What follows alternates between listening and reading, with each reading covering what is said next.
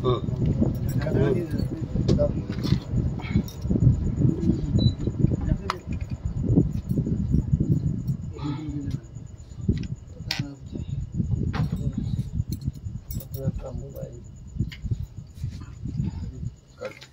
बंद कर क्या हुआ आज आपका? अच्छा,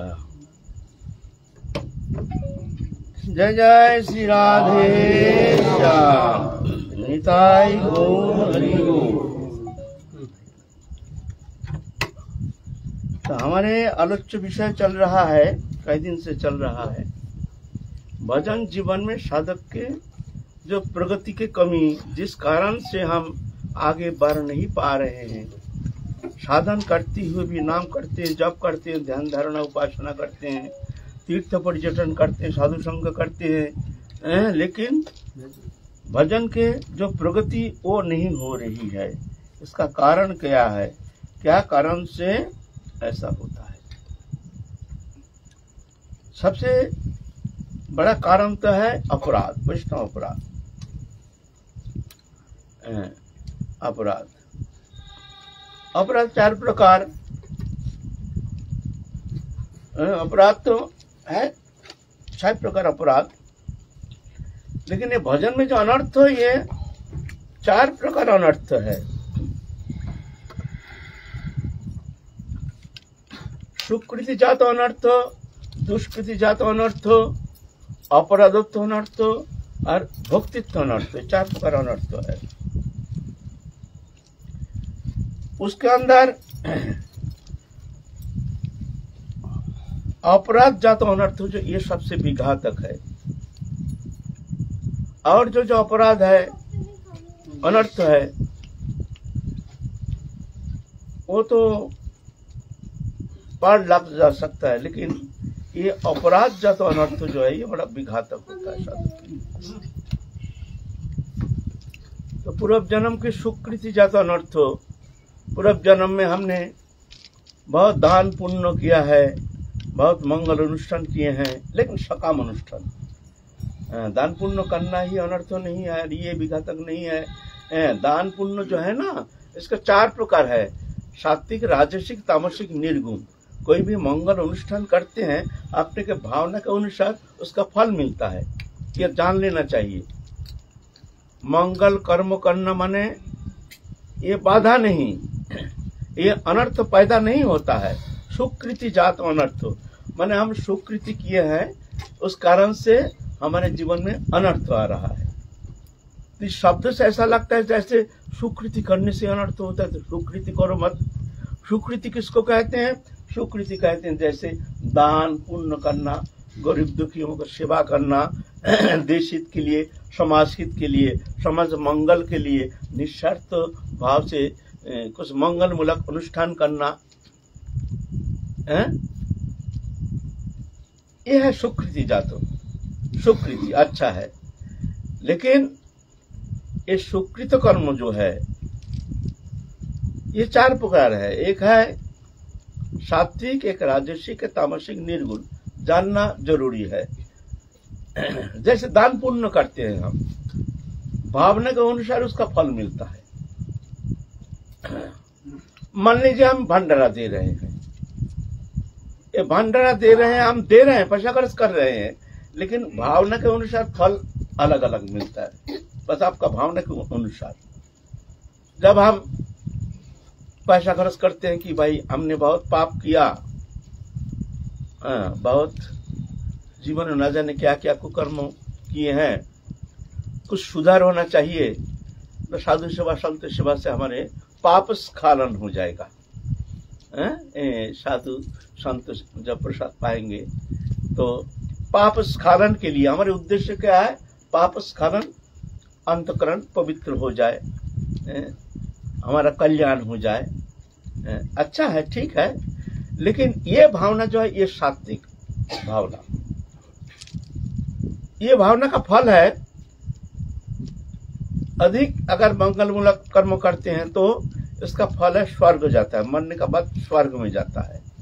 तो मंगल चाहा है ना, फल चाहा है कि हमारे लिए अच्छा फल मिलना चाहिए, तो उसके लिए स्वर्ग मिलता है। जब तक उसका सुकृति रहती है तब तक स्वर्ग में जाकर के आनंद प्राप्त करते हैं। स्वर्ग क्या है? स्वर्ग ऐसे ही शरीरधारी है। स्वर्ग कोई मायातीत गुणातीत इंद्रियातीत नहीं है। स्वर्ग है इससे सुपीरियर क्वालिटी, हमारे जो आनंद के जो व्यापकता है उससे बहुत गुना ज्यादा है।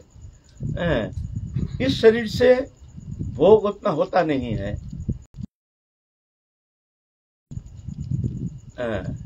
इसका एक सीमित है, इसका धारण करने का शक्ति।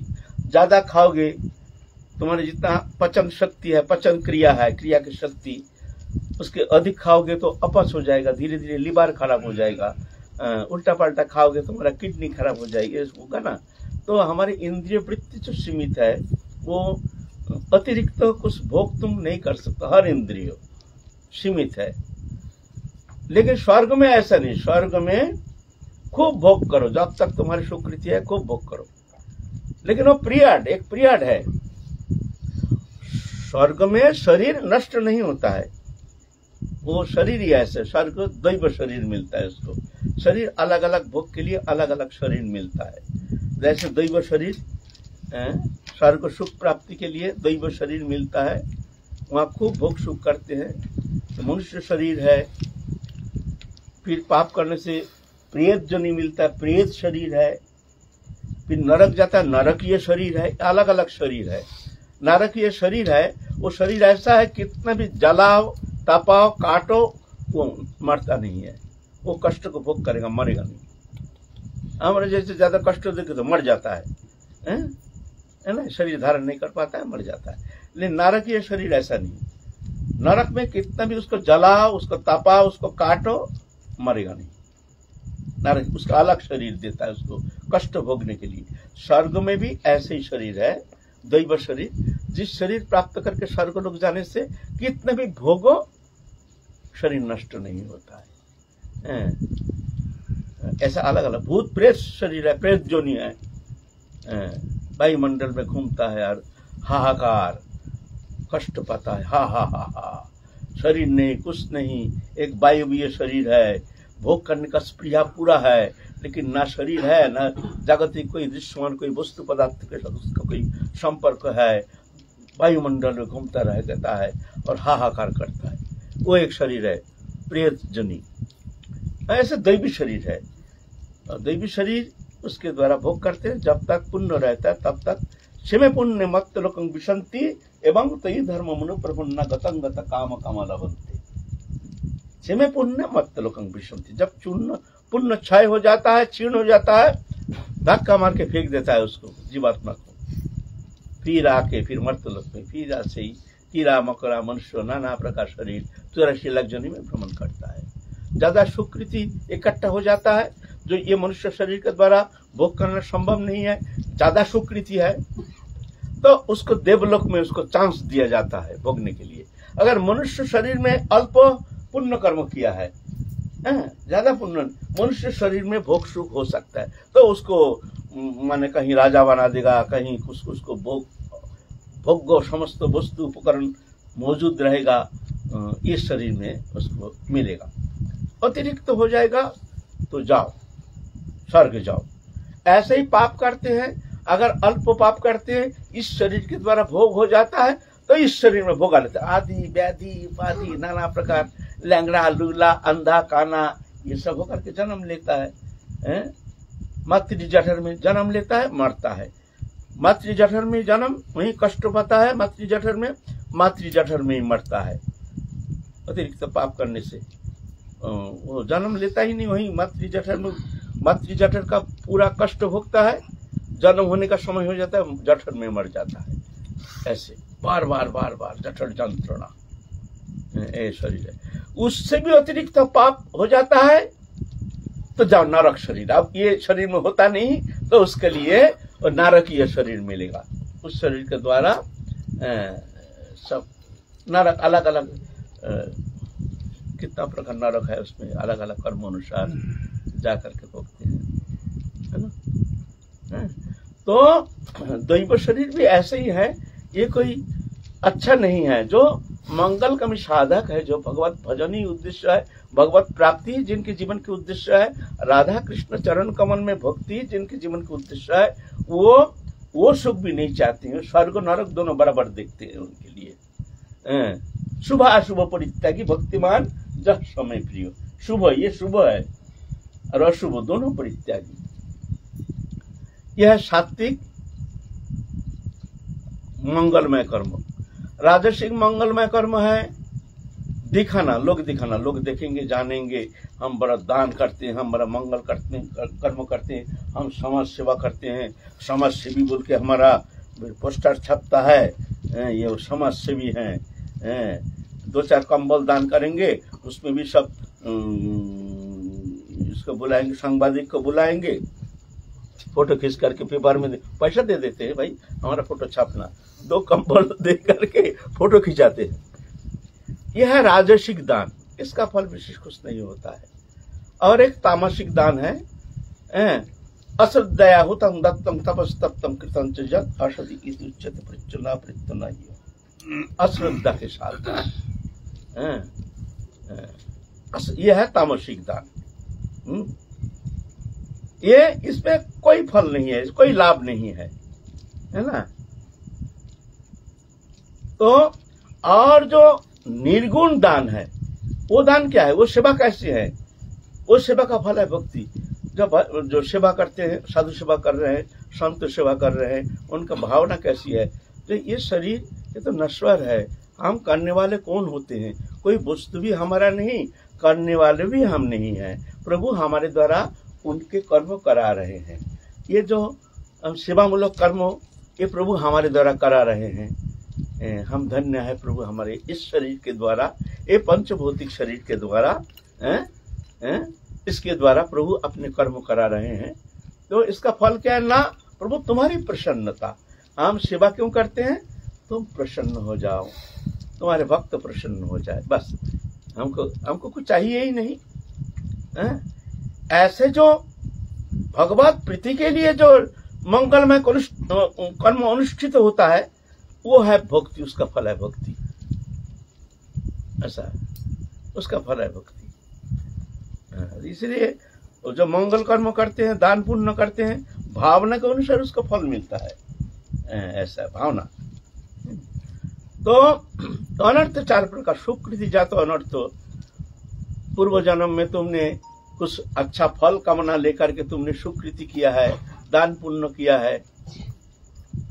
इस जन्म में साधु संग के कारण तुम्हारे मन में आया कि भाई हम किसी को कुछ लेंगे नहीं, कुछ नहीं करेंगे, हम तो भजन करेंगे। लेकिन वो तो होगा नहीं, तुम्हारी सुकृति, तुमने पुण्य किया, उसका फल तो तुमको मिलना चाहिए। इस जन्म में दान पुण्य भेंट प्रणामी, बाबा ए लो सेवा, बाबा सेवा बताओ, सबको क्यों नहीं बोलता है? साधु तो बहुत है, सबके पास क्यों नहीं जाता है? बाबा सेवा बताओ, लेंगे नहीं, नहीं नहीं हम लेते नहीं, छूते नहीं, ना ना बाबा ले आओ, ये लेना पड़ेगा, अब जिसको मन चाहे दे देना। ऐसा है। यह सुकृति जातो अनर्थ। उसमें क्या होता है, वो बाधा आती है, संरक्षण के लिए चिंता, दान के लिए चिंता, पात्र किसको देंगे उसके लिए चिंता, देकर के भी चिंता है।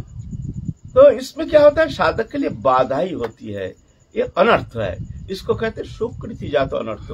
पूर्व जन्म का सुकृति इस जन्म में अनर्थ बन के आ रहा है, ये सुकृति जातो अनर्थ। दान पुण्य, नाना प्रकार मान प्रतिष्ठा, ये सब सुकृति जातो। पूर्व जन्म में तुमने कुछ सुकृति किया है, उसका फलस्वरूप इस जन्म में तुमको मिल रहा है।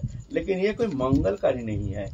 ये कोई कहते हैं बाबा का बहुत भजन का प्रताप है। ये भजन का प्रताप नहीं, ये माया का प्रताप है। ये भजन का प्रताप नहीं, ये माया का प्रताप है, माया है।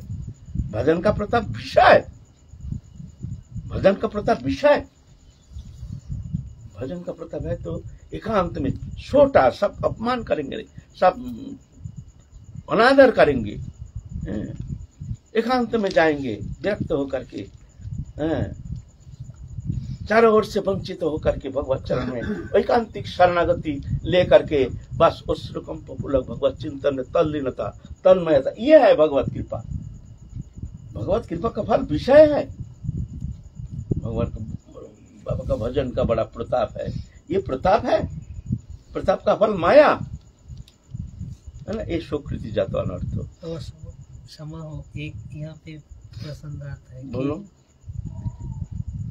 मान लीजिए चारों तरफ से आपने अभी अपने वाणी से कहा कि चारों तरफ से जब छोटा मिलता है, वंचना मिलता है, तब समझना ये कृपा हो रहा है। हाँ। मान लीजिए आपने एक सत्संग में कहा था अनुकूलतमयी कृपा और प्रतिकूलतमयी कृपा, तो जिसके ऊपर वो छोटा नहीं पड़ रहा है, इसका मतलब उसे वो समझ लेना चाहिए कि मेरे ऊपर कृपा नहीं हो रहा है।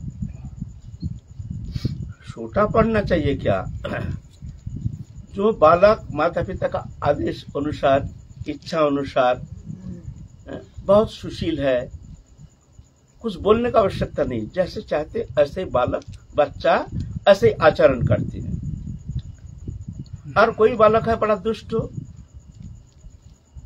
पढ़ने के लिए बोलते बैठ जा पढ़, पढ़ना नहीं चाहता है, स्कूल जा, स्कूल जाना नहीं चाहता है। सब विरोधिता मूलक दुष्ट बच्चों के संग में रह करके दुष्टता करना, तो ऐसा बालक को छोटा पड़ता है। शासन के लिए उसको संयमित तो जीवन व्यतीत करने के लिए उसको संयोग शासन करने के लिए, उसको तारण के द्वारा उसको शोधन करने के लिए शासन करते हैं। इसका मतलब ये नहीं जो वंचना तारण यही कृपा है। जो चल रहे हैं ठीक मार्ग पर, तो उसको तारण करने का क्या जरूरत है। हम जैसे साधक जो मानते नहीं है, विषय में रम जाते हैं, भोग्य पदार्थ पाने से उसमें खुशी मनाते हैं, बहिर्मुख विषय में ज्यादा आसक्ति, मान प्रतिष्ठा देख करके उसी में लिप्त हो जाते हैं, उसी में ही हम बहुत अपनों को कृतार्थ मानते हैं, हमको जैसे बहुत कुछ मिल रहा है। तो ऐसे स्थिति में छोटा, ऐसे स्थिति में छोटा पड़ना चाहिए, तो साधक फिर धीरे धीरे संयमित हो जाता है ना। और छोटा नहीं पड़ने से धीरे धीरे उसकी जो प्रवृत्ति है भगवत भजन से हट करके माया की ओर फिर लगना शुरू हो जाता है। वो जान नहीं पाता है जो हम भजन से हट रहे हैं, वो जानते हैं ना हमको बहुत कुछ मिल रहा है, मान प्रतिष्ठा सम्मान इज्जत, माला पहना रहे हैं, खूब दान भेंट प्रणामी, खूब आदर सत्कार हो रहा है, वो समझते हम प्रभु के बहुत प्रियजन है, इसलिए हमको ऐसी मिल रहा है। वास्तव में ऐसा नहीं है, ये अनर्थ का कारण बन जाता है। इसीलिए जिसके प्रति कृपा करते हैं भगवान उसको छोटा मारते हैं। कृपा माने छोटा। प्रतिकूल परिस्थितियों से साधक कभी कभी बहुत भय पाने के कारण घबरा भी जाता है, तो क्या भगवान उन्हें उस जो साधक कमजोर प्रवृत्ति के हैं उनको देखते हुए भी भगवान उस सजा को देते हैं? देखो, भगवान किसको सजा देंगे, किसको क्या करेंगे, हमसे ज्यादा भगवान जानते हैं। अब उनका विचार हम तो नहीं कर सकते। भगवान किसको सजा देंगे, किसको अनुग्रह करेंगे, किसको निग्रह करेंगे, ये प्रभु की इच्छा। लेकिन हम देखते हैं जो प्रतिकूल, एक तो अनुकूलतामयी कृपा, एक है प्रतिकूलतामयी कृपा। कृपा का दो रूप है। अनुकूलतामयी कृपा है, ठीक है, कोई बाधा नहीं, विपत्ति नहीं, सब शांत है, हमको कोई डिस्टर्ब नहीं करता है, हम एकांत में रह करके खूब भजन कर रहे हैं, शांत परिवेश है, कोई विक्षेप नहीं, कुछ नहीं। यह है अनुकूलतामयी कृपा ना, हमको हमारे प्रति प्रभु बहुत प्रसन्न है। लेकिन ये अनुकूलतामयी कृपा जो है, इससे साधक का धीरे धीरे घमंड आ जाता है। जैसे हम बहुत कृपा प्राप्त की है प्रभु की, हमारे प्रति प्रभु का बहुत कृपा है, हम प्रभु का बहुत नजदीक है, प्रभु हमको बहुत प्रिय है प्रभु की, इसलिए हमको देखो कैसे रखती है। और प्रतिकूलता में कृपा है, छोटा वास्ता है, नाना प्रकार प्रताड़ना, नाना प्रकार गाली गलौज, अपमान, लांछना, गंजना, अशांति, घर में कोई पसंद नहीं करता है, ऐसे स्थिति में क्या होता है, साधक के भीतर एक वैराग आता है, ये संसार इतना दुखदायी है, हे प्रभु अगर इससे हम मुक्त हो जाए ना, फिर कभी संसार की तरफ झाकेंगे नहीं, हम तुम्हारे खूब भजन करेंगे। फिर कभी ऐसा मौका आ गया तो कभी उसको दृश्यमान जागतिक वस्तु पदार्थ तो उसको मोहित कर नहीं सकता है, कि वो ठोकर करके आया है ना, ठोकर के कारण वो जानते ये सब माया है बाबा, हम देख के आए हैं। तो क्या होता है, वो जो प्रतिकूल परिस्थिति उसका रिजल्ट क्या है, एक समय जाकर के खूब भजन करता है। तुलसीदास जी कैसे प्रतिकूल जन्म से लेकर के उनके जीवन चरित्र अध्ययन करना, तुलसीदास जी रामायण लिखे हैं जो है ना, इतना प्रतिकूल परिस्थिति जहां जाते हैं उतना ठोकर ठोकर, कोई उसको पसंद नहीं करता। सब जानते हैं जी एक अमंगल के एक रूप है, किसी का रिश्तेदार में जाता है, अरे ये आ गया भगाओ इसको, एक घर में घुसने से कोई अमंगल हो जाएगा, सबका धारणा है ऐसे। इतना ठोकर खा के इतना दुखी हो गया, मैं जाऊं तो जाऊं कहां। फिर शादी कर लिया। अब देखो दुनिया में हर जगह जहां ठोकर खाता है ना, एक जगह अगर कहीं उसको प्रेम मिल जाता है ना, तो वो समस्त अंतकरण को वो वही समर्पण करके वो शांत होना चाहता है। जो एक जन तो हमको प्रेमी जन मिल गया है तो इतना प्रेम करता है। ऐसे ही हुआ, पत्नी ऐसी सुंदरी, इतना सुंदरी, वो शादी हो गया, दुनिया ठोकर का क्या है ना, तो जी जान दे करके प्रेम करने लगे। और इतना प्रेम 1 घंटा उसको छोड़ के रह नहीं सकते तुलसीदास जी, 1 घंटा कहीं जाते नहीं, मन लगता नहीं, भाग के आता है, पत्नी को देखे भी नहीं रह नहीं सकता है। ऐसे ऐसे स्थिति। एक बार क्या हुआ, कहीं गए हैं तुलसीदास जी, इतने में घर नजदीक 2-1 गांव छोड़ करके उनका घर है, पत्नी की घर। तो वहां से खबर आया, बहुत जरूरी काम से उनको लेने के लिए आए। तो पति नहीं है, वो किसी को बोल के गए मैं तो जा रही हूँ, पति को बोल देना मैं 2-1 दिन में आ जाऊंगी, यहाँ थोड़ा घर में थोड़ा अशांति है, कुछ हो गया, हमको लेने के लिए मैं जा रही हूँ। पत्नी चली गई। 2 घंटे पीछे आके देखते पत्नी गई, बस जैसे वज्र गिर गया, माथे में वज्र गिर गया। अरे पत्नी को देखे बिना हम कैसे रहेंगे, पत्नी को देखे बिना हम कैसे रहेंगे, तो जीवन हमारा 1 घंटा देखे बिना हम कैसे रहेंगे। अब 2 दिन पीछे आएगी, क्या करें, नहीं अभी चलो, पूरा चल दिए, आंधी तूफान एकदम, चलते चलते चलते चलते कहीं गिर रहा है, कहीं ये हो रहा है। जा करके रात को पहुंचे, दरजा ठकठका रहे हैं, खूब आंधी तूफान। सब अपने जो घर के कुटुंब है सब दरजा खोल के दिखते हैं, ये जामाई आ गए हैं, ऐसे कौआ जैसे भीज करके आता है, ऐसे भीज करके बाहर में ऐसे खड़े हैं। तो उतने जो साली आली है ना, उनके पति के बहन आदि भाई सब मजाक करना शुरू कर दिया, उसको भी बहुत इंसल्ट करना शुरू। तुम्हारे पति ऐसे स्त्रीण है, देखो ना कैसे है इस। अभी 1 दिन रहा नहीं गया तो बहुत लज्जित होकर के बहुत कटु शब्द कह दिया। तो ये पंचभौतिक शरीर के लिए तुम्हारे इतने मोह, जाओ ये मोह या थोड़ा सा भी ऐसे प्रेम राम जी के चरण में होता ना, तो तुम्हारा जीवन धन्य हो जाता। ये पंचभौतिक शरीर के लिए तुम्हारे इतने मोह, जाओ तुम। अरे इतना कष्ट करके आए और ऐसे ठोकर दरजा बंद कर दिया, और उधर आंधी तूफान उसमें। अरे ये संसार का प्रेम, इस प्रेम के लिए हम मरते हैं। देखो प्रतिकूलता में कृपा, प्रतिकूलता में कृपा। इस प्रेम के लिए हम अपने जीवन को समर्पण करके ये प्रेम प्राप्ति का आशा लेकर के हम मर रहे हैं। ये प्रेम का नतीजा बस एकदम पूरा बदल गया। अभी चलो दुनिया से आर कभी हम ये दुनिया से हम मुंह नहीं लगाएंगे, कभी दुनिया का प्रेम हम कभी चाहेंगे नहीं। प्रेम करेंगे तो राम जी से उसी अवस्था में चलेगा। बस वही तुलसीदास जी फिर देखो ऐसे है ना, यह है प्रतिकूलतामयी कृपा ना। प्रतिकूलतामयी कृपा समझ में आता नहीं है, उसका रिजल्ट पीछे आता है।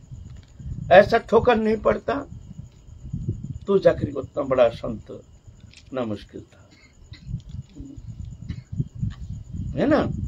इसलिए कृपा दो प्रकार, एक प्रतिकूलतामयी, एक अनुकूलतामयी। प्रतिकूलतामयी कृपा अच्छा है, कष्ट होता है, लेकिन उसका रिजल्ट वैराग आता है मन में। वैराग, नहीं नहीं नहीं, दुनिया की तरफ झांको मत, देखो मत, ये धोखाबाज है। यहाँ प्रेम नामक कोई पदार्थ है नहीं, यहाँ कोई अपना है नहीं, ना था ना है, ना होगा ना हो सकता है। एकमात्र प्रेमास्पद, एकमात्र हमारे प्रेमी तो एकमात्र गोविंद ही हमारे प्रेमी जान है। जान करके दुनिया से प्रेम करते नहीं है, और ठोकर नहीं खाने से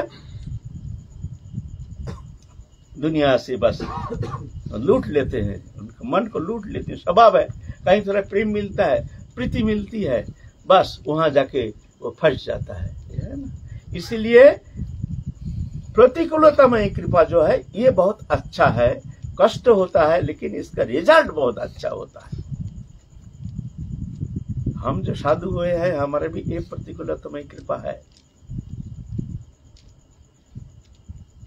हमारे वंश में कोई साधु नहीं हुआ, हम क्यों हुए? जन्म से इतना ठोकर खाया हमने, बेहद ठोकर खाया है ना। या अपने जीवन में दिखते हैं, लेकिन उसका फल क्या है, रिजल्ट क्या है?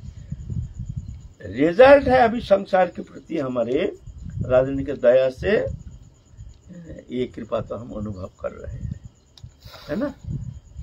तो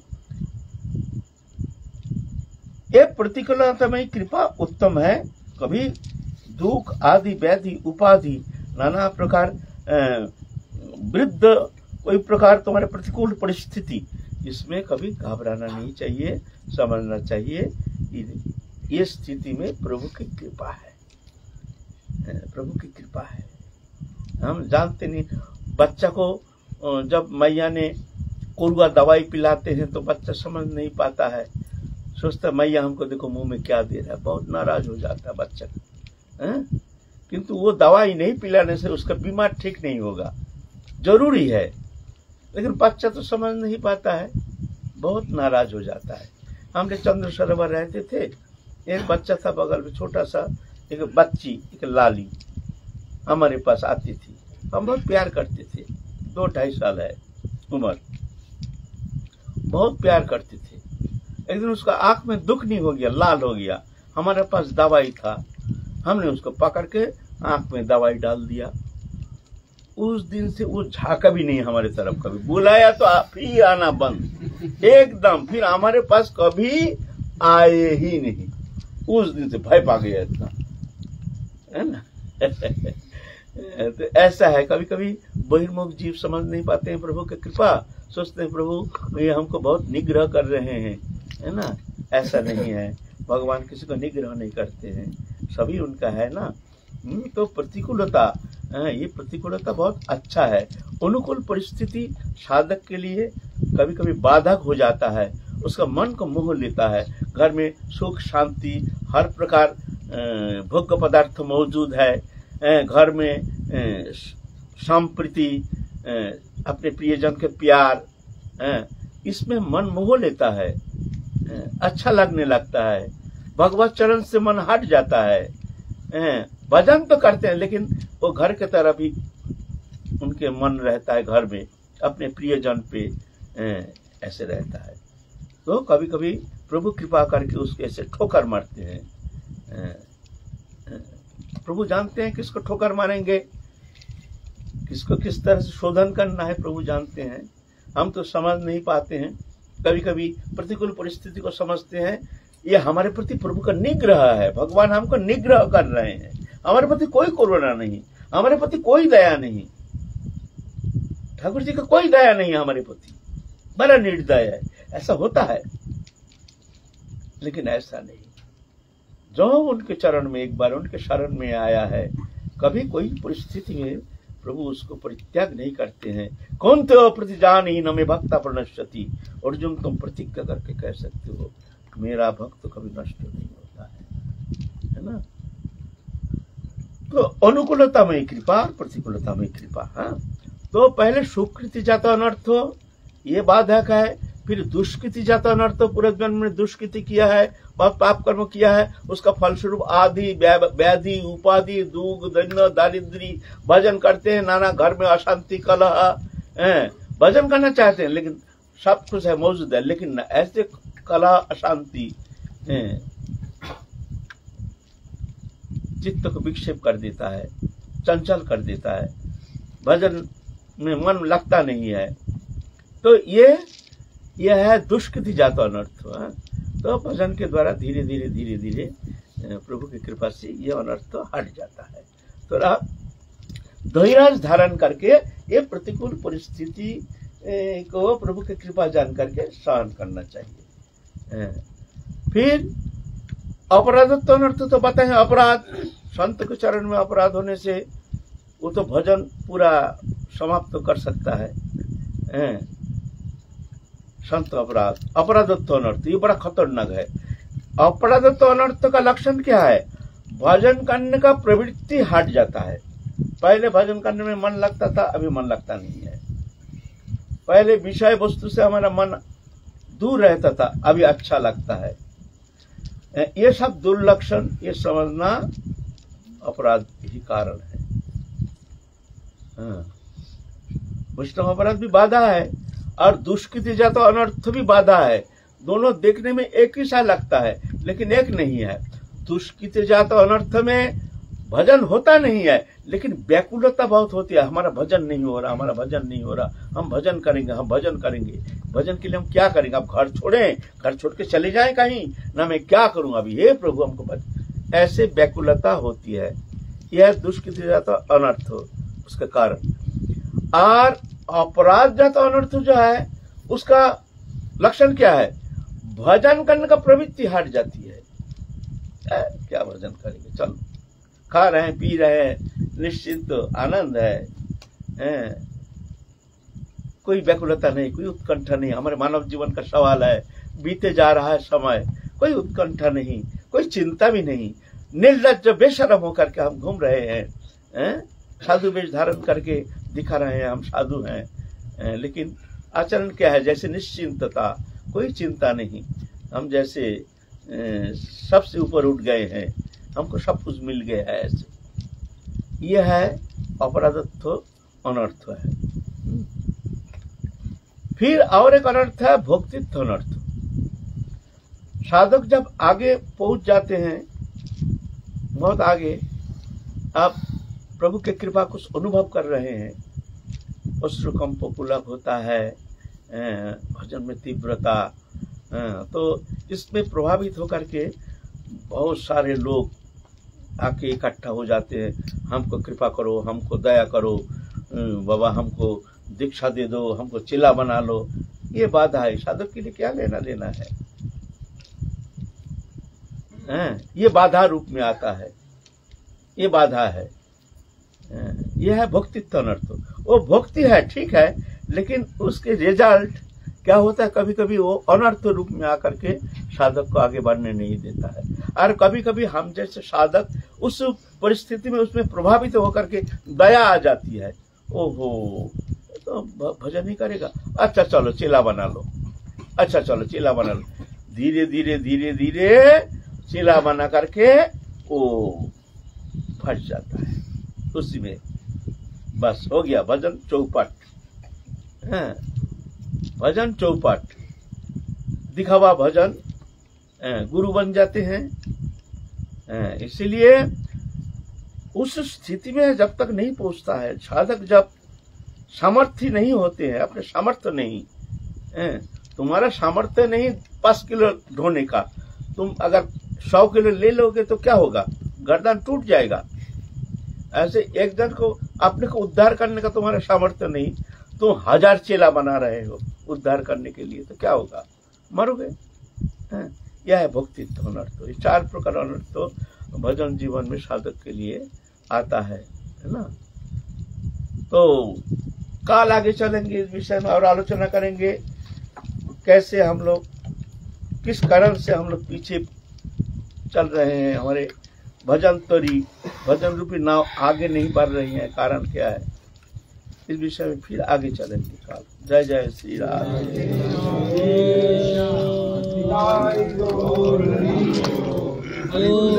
भगवान की जय।